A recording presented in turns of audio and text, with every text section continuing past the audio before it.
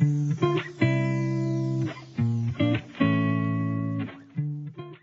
and gentlemen, welcome to this new episode of the behavioural Emerging Law Voices series. Here on the behavioural campus, we usually, as you know by now, host international law personalities.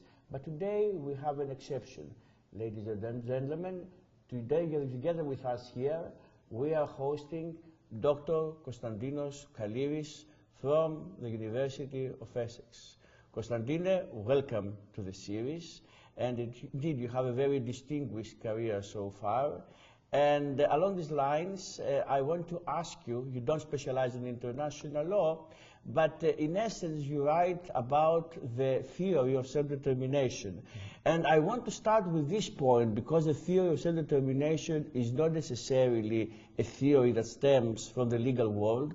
So my question is a dual question. The first part is, how much do you think it's important for law to interact with other disciplines? And if you want to tell us a bit about the self-determination theory and how it finds expression in your writings. Solon, thank you so much for having me. This is a unique opportunity for us to have a chat after so many years. I really admire what you're doing with this series. I think it's tremendously valuable for the community, not just the academic community, but indeed the entire community of people who like to think, who like to write, who like to discuss. So yes, self-determination theory is a theory that comes from psychology. And what is very interesting about it is that it focuses on human needs. As you know, in law, and to an extent in philosophy, we talk quite a lot about rights, values. We don't discuss needs so much. So what is it people actually need to lead a good life? One answer could be that they need autonomy. Another could be that they need relatedness, so relationships with other people, human affiliation, and of course competence, the ability to do things. To me, that is a very intuitive way of discussing personal well-being. And in our work with Alex Sarvanitis, we try to bring together two different strands of the same kind of thinking. So the one from psychology just described, and Razian self-authorship. Razian self-authorship has a similar approach in the sense that, as you know, combines positive and negative freedom. So Raz would say that we don't just need negative freedom to live a good life, to live well, but also we need options, adequate options. So we try to bring the two together and see how they fare when we discuss public policy and But you speak about the needs. Do you think that it has to do also with the concept of obligations when it comes to human rights? Because you're talking about human rights as rights, but also their obligations.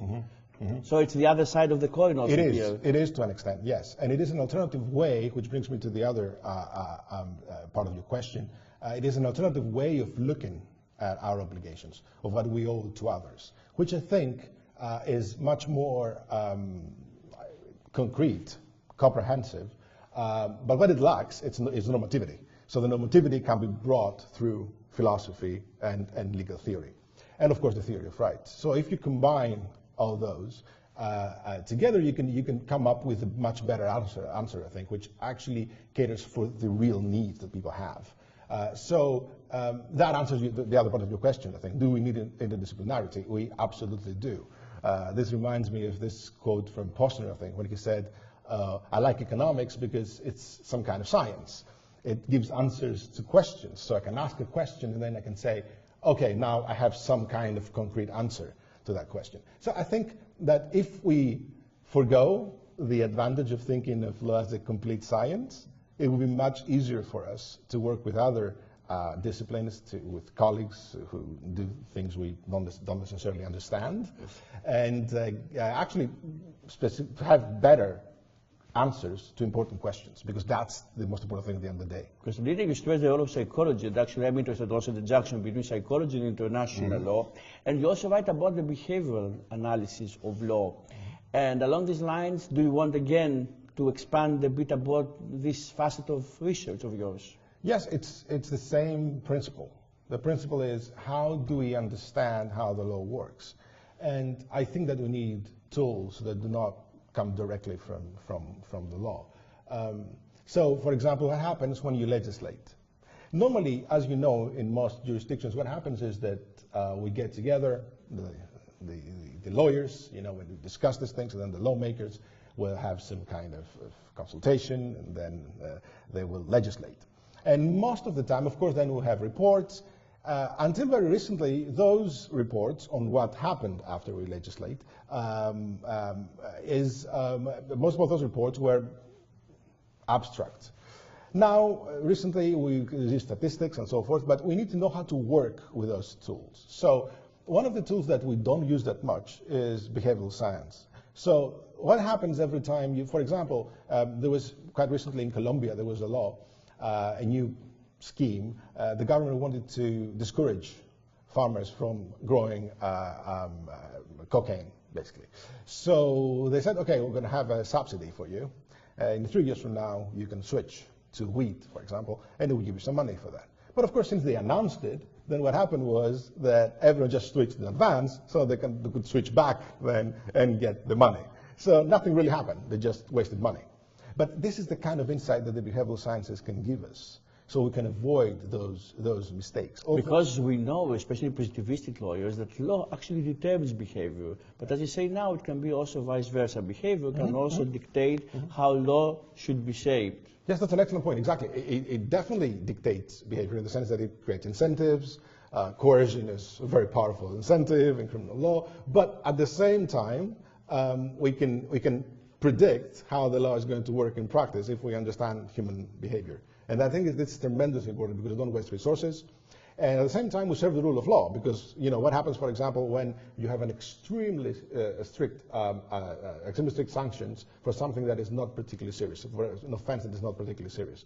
What's going to happen in real life is that judges are not going to sentence people, quite simply. This also reminds me sociology of law. The same idea, the same approach, and maybe shows a junction between psychology and sociology also as two different, but also in communication fields. Exactly, exactly. Konstantinos, before you mentioned you entered into the field of the philosophy of law in general, not to say international law, this comes from my inclination towards international law, but you mentioned Joseph Vaz, who was a distinguished professor in the States. Do you think that the philosophy of law as a discipline, as a field, is for everybody, or is it a bit kind of untouchable when it comes even to legal scholars? Well, being portrayed a bit as too difficult, too kind of mechanistic in order to be analyzed and taught and discussed by any law person, or the more so by people who are not in the legal field? That is an excellent question. It depends. If one's goal is to write a book like The Morality of Freedom, then it's not for everyone. It requires a certain talent. But I think that all lawyers are, to an extent, legal philosophers. You cannot escape that. So every time we discuss even black letter law, at some point there will always be at least one student who will say something like, "But this is unfair," or "But this, I don't think this makes sense. It doesn't fit in with everything else. I don't know what's going on here." Immediately you have those normative questions that go beyond black letter law. So I think. And since this was a question actually that I had to answer numerous times when, you know, in year 3 you introduce jurisprudence to students, undergraduate students, and some of them wonder, so why would I have to study this? Is this useful? I want to be a barrister, I want to be a solicitor. The answer is yes. It is extremely useful. You will learn how to think about the law, you understand how the law works, and of course it is a great way to rethink. And it shows that we, legal people, law people, are also thinkers, are not people that just perform certain acts in the houses, in the courts, and in the of course. Judicial sphere only. You're right, you're right. Lawyers and thinkers. They must be. A good lawyer is a good thinker. There's no other way, I think. Konstantinos, we speak about now thinking, and thinking leads to expression. And I will take you now to your research about the freedom of expression. I think it's one of the latest research outputs of yours. I think you are now authoring a certain article. You can tell us a bit about it. And of course, I will ask you now, with all the discussion about hate speech, how much do you think social media exacerbates the whole phenomenon? Oh, I think it does. There's so many interesting things in what you just said. If I try to unpack the question a little bit, yes, well, freedom of speech, you said people think and then people express themselves. That is very accurate, I think. So this thinker theory of free speech is one that I particularly like. I think it makes a lot of sense. People express themselves not necessarily by communicating, so you can write your thoughts in a diary. That's also a form of expression. That is, of course, protected, as you know, and ought to be protected anyway. But they do that because they need to think. And if one is in that process of thinking, one must necessarily, I think, receive information. So there are two aspects in the right. And there's nothing original, right? You could say the active right to free speech and the passive right to free speech. So I need to express myself, not necessarily by communicating, but I also need to receive information because I need to be a thinker. If I'm not a thinker, then how would I take that step you just described? So in a meaningful way, otherwise I would not be expressing anything that is even remotely myself. So I think what happens on social media affects both aspects of the right. Sometimes we overregulate for fear of, victimizing others, which is perfectly understandable. But again, we could overregulate, so we reach a point where we just ban too much, and that affects the active right to free speech. And some people will have, sometimes these laws have chilling effects. People will sort of think, oh, maybe I shouldn't say this. But I think it mostly affects the passive right to free speech.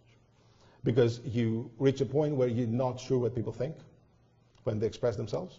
You're not sure you're receiving the accurate information. You're not sure you're receiving enough information. And that results in you being less of a thinker.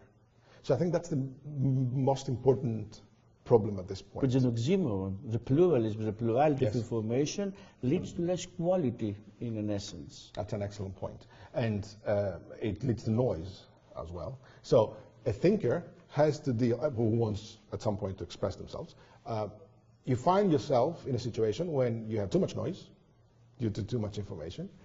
You can have too much regulation sometimes, so you're not sure whether you get all the information you need. And at the same time, you have the chilling effects of some laws or some regulations that don't allow people to express themselves.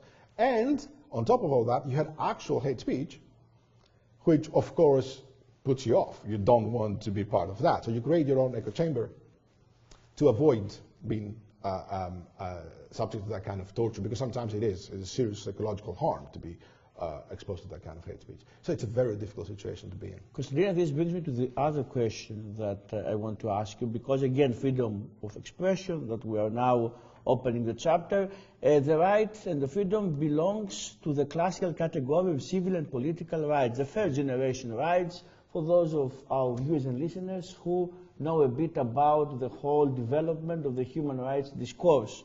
And we know that the civil and political rights flourished in the West, also through the ICPR, the International Covenant on Civil and Political Rights. Do you think that Western states, because exactly of their kind of more freedom-prone environment, are more able to tackle all the negative consequences that you brought forward before? That is the million-dollar question. It makes sense to think that the more one thinks about autonomy, the more we can get, I guess, the more one gets closer to the truth. But at the same time, we may, maybe we find ourselves sometimes in a situation where there are very specific ways of thinking that we just can't forget about. And that is an issue. So, for example, I think that the traditional distinction between negative and positive freedom is not useful at all. Because people get caught up in that distinction, and they think that if you're a defender of negative freedom, you're a liberal, because you don't want a lot of state interference, minimal state, you're a libertarian, so, that's what the West looks like. Whereas if you look at what the West actually looks like, it looks more like a a place where rights and self-authorship is celebrated. Because we do have a welfare state at the same time. We do want to give people options. We do have a little bit of paternalism. When it comes to welfare state, do you think there is a kind of juxtaposition between the Anglo-Saxon tradition and continental Europe?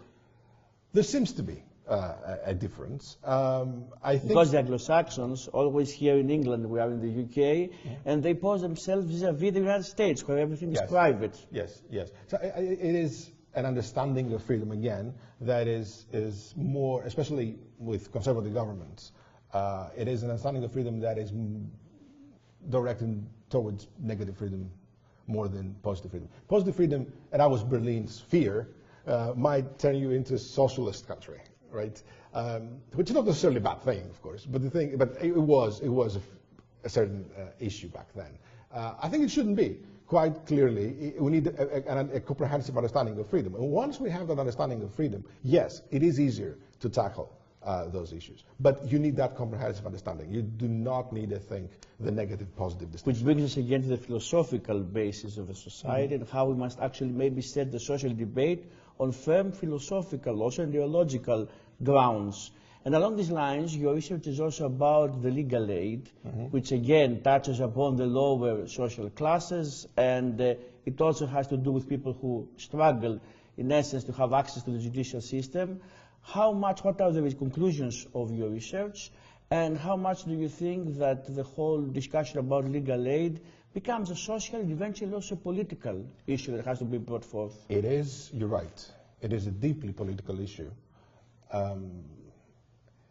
I remember that as I was reading all kinds of stuff, not just legal, I came across this debate that they had like almost 300 years ago about legal aid with the poor man's lawyer movements, and which were basically charity organizations. Someone said, you know, we need access to legal aid just like we need access to health. It's very important for everyone to have access to legal aid. And a judge replied, no. Because healthy people are a good thing for the state, but litigious people are not a good thing for the state. So we shouldn't have litigious people, shouldn't encourage litigation. So it is a deeply political issue. And it is about empowerment as well. So as you know, and especially you know a lot about this, people are empowered when they have someone to talk to, someone with authority. So if you are in a courtroom and you feel that you are fighting this on equal terms with someone who's richer than you, more powerful than you, and so forth, that is an important form of empowerment. So our study finds that, first of all, the cuts to legal aid work in the sense, after LASPO, work in the sense that the government did save money. But the first thing that happened was increased self-representation, which of course took its toll on the efficiency of the courts, because you can... And the efficiency of the arguments from the litigants' part. Of course. So one of the reasons, quite obviously, was that judges and solicitors had to guide litigants in person, because they didn't know how to argue, they didn't know how to present evidence, and so forth. Another important aspect of what we find is that, as you insinuated, people who live in areas with lower income and growth and higher unemployment were affected much more than the rest of the country. So it is a deeply social and political issue. And the main reason why it happened was that the government just, this specific law just removed entire areas of the law, for example, most of private family law from legal aid. So you can't even apply for that anymore. And that is a very real problem, because these are cases that normally affect the entire population. So some of us now can afford a lawyer, and some of us simply can't afford a lawyer.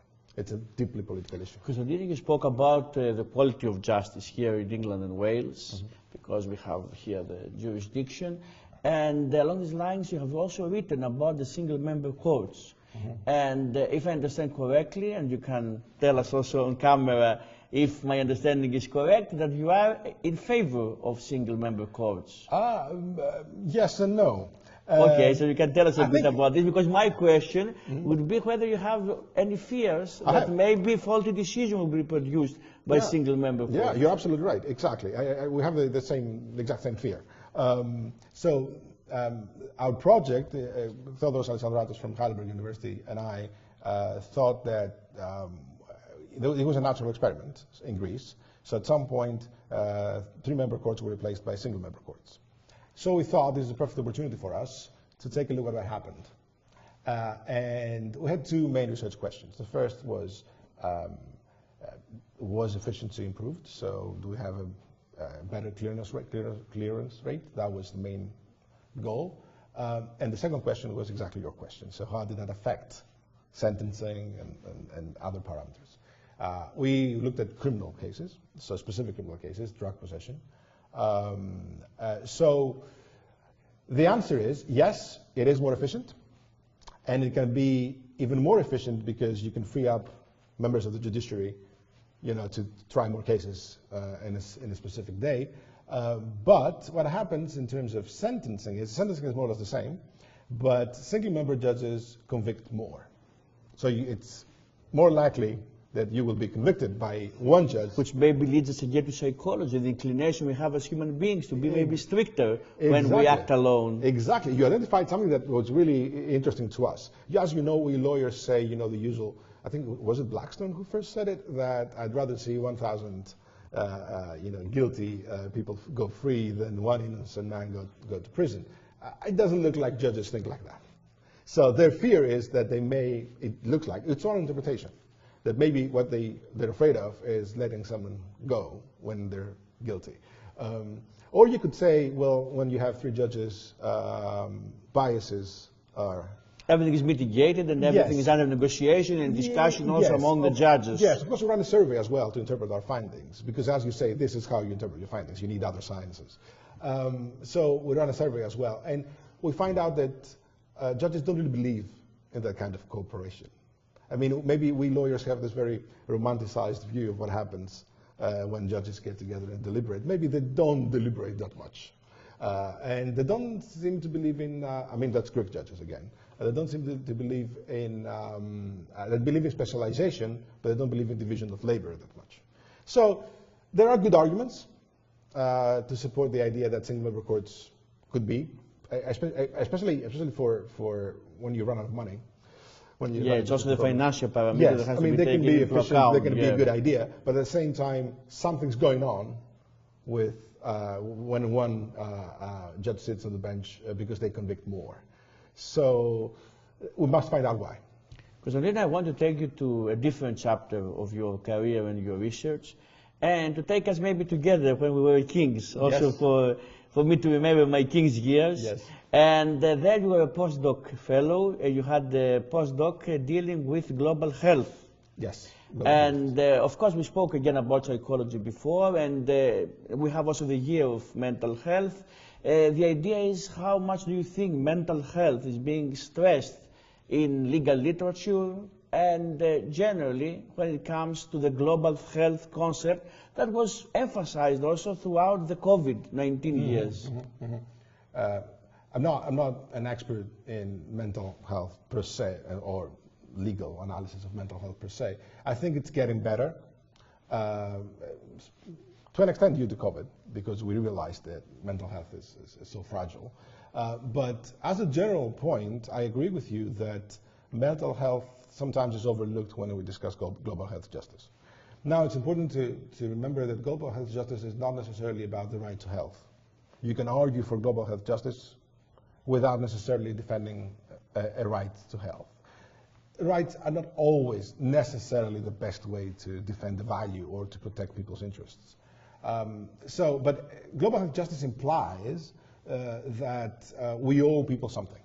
That's the meaning of justice. What is it that we owe to others? How should we treat others? And I think that if you look at it that way, there's absolutely no doubt that mental health is just as important as physical health. Because mental health problems, just like physical health problems, can have devastating effects in someone's pursuit of the good life. And I think that what we absolutely owe each other, beyond question, is some care for everyone's personal well-being. So the moment that I say that my personal well-being matters, I want to lead a good life, is the moment that I necessarily say that I also care about yours. Exactly, which brings us to the concept of solidarity in society and all these kind of ideas that especially again throughout the age and the year of COVID were stressed also in the general debate. Konstantinos, one last question I want to ask you now to put the focus on your personal administrative maybe career also, which is also very important in Essex University, because you are the Dean about International Partnerships, you are the Dean of the faculty there in the University of Essex. And again, you can tell us a bit about your role. And my particular question, once you focus on international partnerships, is how do you think today, nowadays, in this internationalized climate, an academic that wants to forge alliances between universities should act? Where should he look for? In which continent? In which leeways? What about not only the academia, but also the practical world, meaning businesses and corporations? There's so many good questions. I believe in working with others. I think that this should be very important for universities, definitely British universities, but universities across the globe, really. So we should care about partnerships no matter what. I think at this point in time, we should care even more because we are trying to find our place in this new post-Brexit world. So it becomes even more important. As faculty director of partnerships, what I try to do at this point, it's a relatively new role for me, is try to talk to academics mostly to see what they think about partnerships. Because I think there's nothing you can do unless you actually talk to people about partnerships.